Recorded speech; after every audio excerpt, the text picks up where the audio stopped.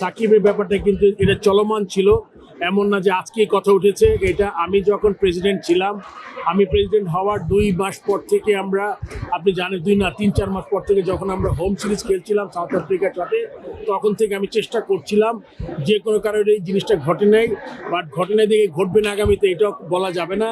অবশ্যই একটা সম্ভাবনা আছে।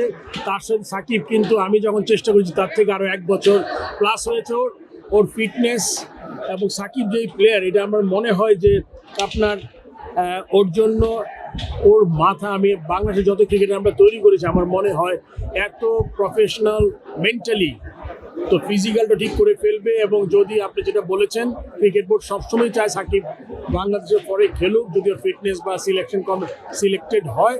আমার মনে হয় সাকিবের এই জিনিসটা জারি আছে এবং অনেক দূর এগিয়ে গেছে। আমার মনে হয় এটা আপনারা খুব শীঘ্রই একটা হয়তো সংবাদ পাবেন। বাট আবার একটা কথা বলে রাখি, ক্রিকেট বোর্ডের জন্য যতটুকু পার্ট সাকিবের ফিটনেস দেখে তাকে সিলেক্ট করা ক্রিকেট বোর্ডের পার্ট, বাট তার অন্য যে জিনিসগুলো আছে এটা ক্রিকেট বোর্ডের হাতে নেই। ওই জিনিসটা সরকারের চেষ্টা করতে হবে। ক্রিকেট বোর্ড কি চায় কিনা যে? ক্রিকেট বোর্ড অবশ্যই চায়। আমি বললাম তো, এটা আমি চেয়েছি 1 বছর ধরে, এখনো ক্রিকেট বোর্ড চায় যদি সে আসে, সে আমাদের জন্য একটা asset, he is a brand. আমার মনে হয় এখনো সে তার ওইটা দেওয়ার ক্ষমতা আছে। অবশ্যই সিলেক্টরের ব্যাপার। তারপর আমি বলবো যে আমি আমার ফর্মার প্লেয়ারকে আপনি হিসেবে আমি যতটুকু বুঝি সে এখন পারবে।